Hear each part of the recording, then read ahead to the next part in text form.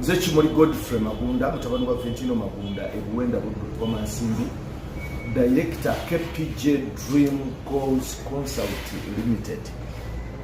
Tusangwa ono Kawempe okuliraana office za Niba. Tutunda ttaka naye nga tudiringa mu ttaka lyali apalyoka. Olwaleero njagala kwogera ku biki by'olina okutunuulira bw'obanga onaagula ettaka ate ne batakufera n'oligula nga liri mu makubo matuufu. Obubaka buno bugenda genda eri oyo ali ku ground mu Uganda n'oyo atali mu Uganda, kubanga osobola okugula ettaka nga toli mu Uganda ate nga liri ku makubo matuufu. Okusooka byonna nkusaba kusubscribinga ku channel subscribinga kuona ku kigambo subscribe ne wali kantu akalinga akade bwe tutekayo video gwo mu kubasooka okumanya likinga sharinga bubango ina comment yonna kyobuuza kyonna kyoyagala tuwogereko ku nsonga z'eby'ettaka kiteekaawo mu inbox. So n'olwekyo KPJ Dream Goals Consult Limited njagala kusooka byonna okugamba tulina ettaka mu bitundu eby'enjawulo. Tulina ettaka e Busunju Town Council bukadde buli 5 n'ekitundu, Mukono Kabimbiri bukadde 6 n'ekitundu, Zirobwe bukadde 12. Tulina ettaka ew'obulenzi Lukomera ku bukadde 6. Zonna ezenjogera ziri 5 ku 10 ate nga za byapa. Tulina ettaka eGomba obukadde buli 4 bwokka, Ekibibi bukadde 10. Tulina ew'obulenzi bukadde 4 n'ekitundu. Eyo no tulinayo ne self owned land promotion osasula akakadde kamu mu emitwalo 3, then nosasula emitwalo 64 buli mwezi okumala emyezi 5. Sofa nawalala njagenda ngambayo. Osobola okuyita ku simu zaffe 0700 34 10 ne 0757 62 92 95. Ku mabbali awo zezimu ku assets zaffe ze tujja tukulaga zemanjagala oluusi olabeko otunuleko olabeko.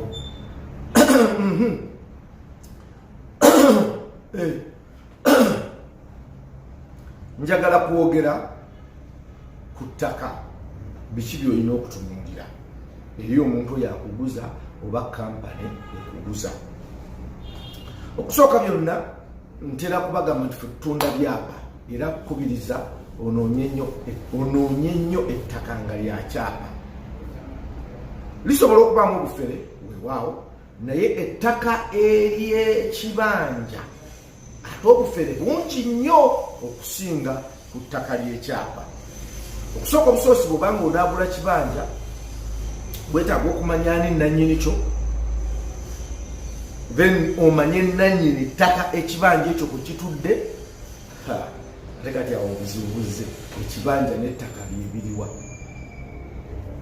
It will be for another video. Nja kubanga nakinnyonnyola. Ojja kuba weetaaga okumanya nannyini ttaka kubanga oteekwa omuwa obusuulu. Endagaano oteekwa okufuba okulaba nga LC chairman waali mugikola n'abatuuze abalala. Olina okumanya banneyibabo abakwetoolodde b'osalagana nabo. Saagala kugenda nnyo mu bibanja fotudde ebyo bya vidiyo endala, naye kampani nnyingi zizze naddala ku mitimbagano.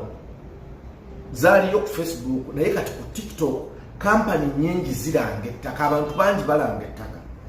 Otera n'obawulira nja kuguza ettaka ku bukadde 6 bwokka odda ne puloti. Obupuloti n'obwo bwe batunda abamu babutunda genuine, naye okugula puloti eya2 ate n'ogigula mu kyalo ennyo tekyandibadde kirungi. So nga tonnaba kusalawo okugula ttaka, sooka okwate ssente zo, sooka owe ssente zo ekitiibwa. soko oyagale nnyo ssente zo era ofube okulaba nga ssente weenegenda wonna walina omugaso, walina omuganyulo gy'oli. Ebiseera ebimu abantu bakwata ssente olw'okuba yawulidde gundi yaguze ettaka naye n'afubutuka emisinde naye agende agula ettaka. Ekyo oluusi kyabulabe, ojja kugwa mu bafere. Kakati bwe tusookera ku kampuni etunda ettaka oba omuntu alanze ettaka, alanze nti atunda ettaka ng'ayitidde ku social media, ekisooka kyandibadde kirungi n'oddayo mu vidiyo z'omuntu oyo ku akawunti eyo kwalangidde oba akawunti endala yonna gy'ayogera, olabe mu vidiyo ze azze ayogera ku ttaka, azze alanga ettaka oba. Because bw'anaaba mupya era mu vidiyo tujja kumumanya, bw'anaaba ng'ate aludde ku akawunti eyo ate nga azze ojja kusanga omuntu nga wano yali atunda bikadde, myezi 2 emabega ate yali atunda mmotoka, myezi 3 emabega yali atunda bibajje, myezi 4 emabega yali atunda bubanja, myezi 5 emabega yali alanga masimu. Kati omuntu oyo oteekwa kumwegendereza, si ye yandibadde omutuufu okukuguza ettaka olw'ensonga ekisooka ayinza okuba nga ye influencer oba advertiser ng'akawunti ye ayogererako bantu, amuwa ssente gwayogera, amuwa ssente gwayogera. Omuntu oyo tatera nnyo kwegendereza na kumanya byayogera nti bituufu, ye amuwadde ssente gwakolera. Kati oyo mwegendereze. Ekirala, ayinza okuba nga abaddewo naye mu vidiyo ze osobola okumanya obanga azze byayogera bino abitegeera era nga talina migozoobano. Ayinza okuba nga kampuni gyali mu sidi yali akolera naye nga bw'otunula mu vidiyo eyo mabega olaba nga azze akolagana mu nsonga z'ebyettaka. Kati eyo siteepu emu. Ekiddako, mwengeejinge, musabe ku ssimu, musooke munyumye ebirala, baako by'omubuuza. Kugamba topapa bupapi kumuwa ssente zo. Ekyo abaana bakiguddemu nnyo naddala bali ku TikTok, abagulidde ku TikTok nti olw'okuba oli alina akawunti ennene. Ekyo bakiguddemu nnyo.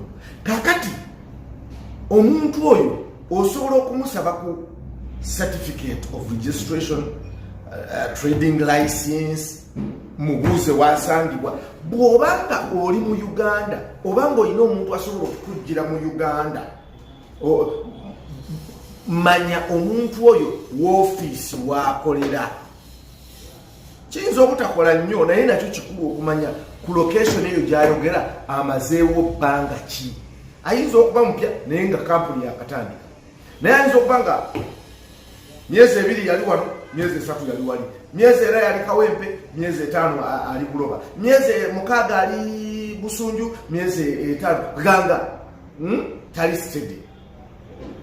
So nga tonnaba genda kukola due diligence ku ttaka, sooka okole due diligence ku muntu gw'ogulako, gw'ogenda okugulako.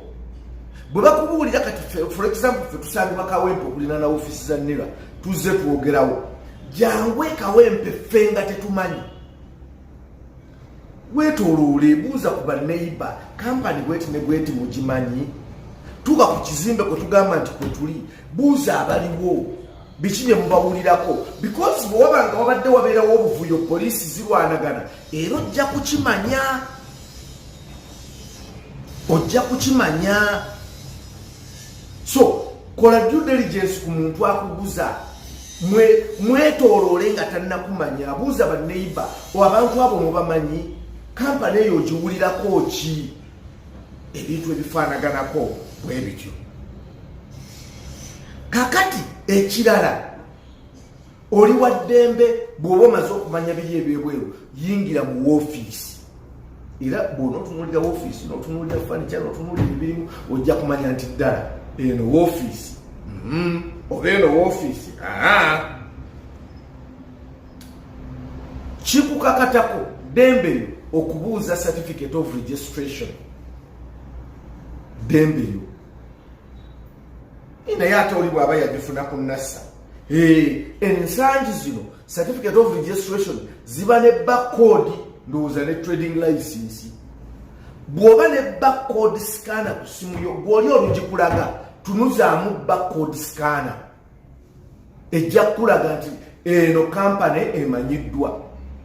Bw'oba ng'otidde okugimusaba ogirabeko ogiyiseemu basikana kwata namba yaayo genda okole search mu registration bureau mu Uganda registration something like that kinerabidde ekigambo ekyo kola manya ddala kampani registered bagimanyi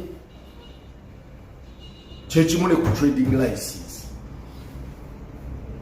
Kakati awo tuula nabo tandika okubaako ebibuuzo by'obabuuza nga bwe weekenneenya. Kino kye tuyita due diligence loozo Omuganda kyayita okwekenneenya n'ogwamu akakunkuna n'akabuusabuusa.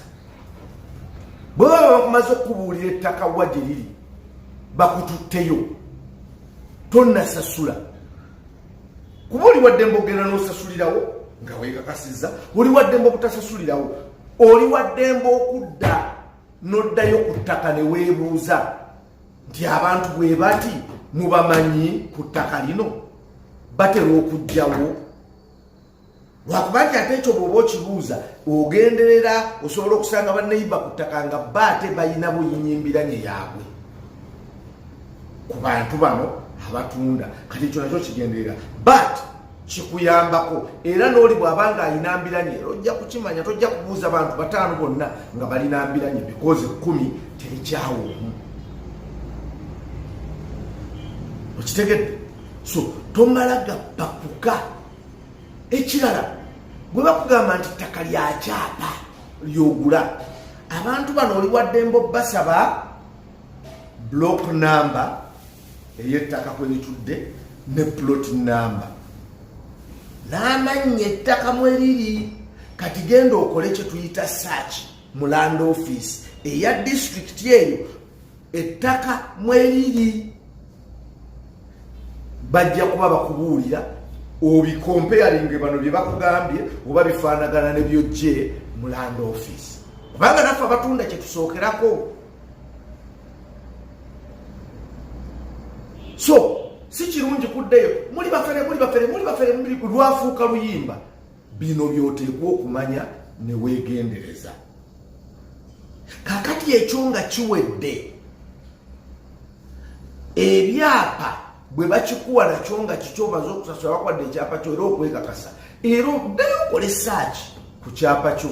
Lwakuba nti oluusi temwagala kuteekamu ssente zino kate nkulu nnyo. Ate nno ennaku zino baatuyambye nti ebyapa bye batuwa biri digito nti era nakyo osobola okiyisaako basi. Kakati omanyi ffe nga KPG Dream Goals Consult Limited twagala nnyo okubabuusa. Kakati akantu kano kagenderere, nabalaga engeri y'okukolamu sikaani ku kyapa. Kati buli ayogera abo bafere certificate of registration bazifojinga bakola biki? Ensangi zino ebintu biri digitalized. Ne bw'oba toli mu Uganda osobola okumanya kampuni gy'ogenda okugulako ettaka byabafere oba si yabafere, kubanga bino bye bimu ku steps at least zosobola okulabirako. Kuba na kino bw'oyinza okirifutinga but bye bimu ku bisobola okuyamba. Kakati nga wano jangu ku simu yo genda mu Google, Mr. Google yajja, then ogende ku website ya URSB, Uganda Registration Service Bureau, URSB. Ne bwentekamu URSB Uganda. Then ogende ku name search okalabako katuka jangu wano ku name search kakoneko. Then wano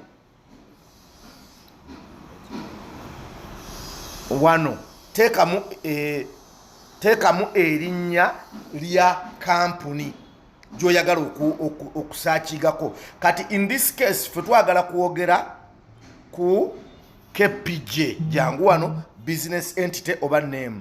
Wandika KPJ. Dream Goals Consult Limited. Then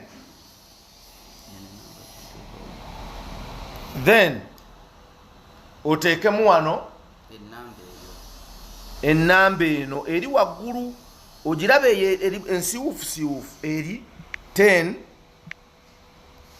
3 4 2. Then ojje wano wansi okalaba kana akaliko search, kola search. Kati wano ojja kugiraba nga loading records.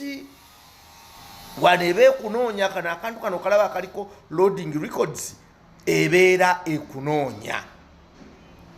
Bino byonna okubuusa kuno osobola bisanga ku KPJ Dream Goals Consult Limited. Tutunda ttaka nga lya byapa. Tusangibwa wano Kawempe okuliraana ofiisi za NIRA. Tuyina plots okuviira ddala ku bukadde 4.5. Bayirewo tuyinayo n'ey'obusatu ekitundu nga eyo farmland.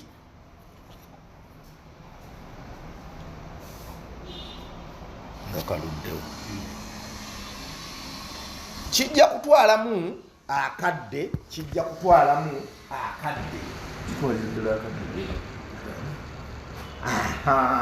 Kakati wano tujja kuba tumaze. Kati bw'okkirira wano wansi ejja kulaga date of registration ogiraba. Then erinnya KPJ Dream Goals Consult Limited. Date of registration nga lumu ogwokusatu. Okitegeera? Kakati bibino byonna ebiba bitukwatako wano. Bibino byonna ebitukwatako wano. So n'olwekyo tebakufera, ekyo nakyo okitegedde era okiyize. Aka basikana katugenda ku scanninga trading license wano. So jangu waliwo akantu ke bayita basikana. Kano bw'oka downloadinga ku simu yo kano kakuyamba kinene nnyo. Kakati genda kukateekamu wano okakoonako, then n'otunuza mu barcode eri. Ekitegedde tunuza mu barcode bulungi nnyo. Ekitegedde kati olaba byereese.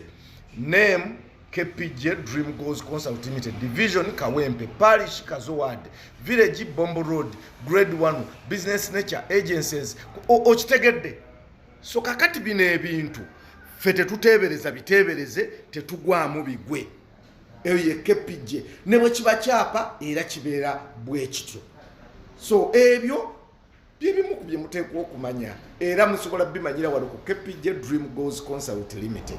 Kandi amagezi gano gonna agakubuusa osobola gafuna wano ku KPJ Dream Goals Consult Limited. Tutunda ttaka ate nga lya byapa. Tupunta ettaka.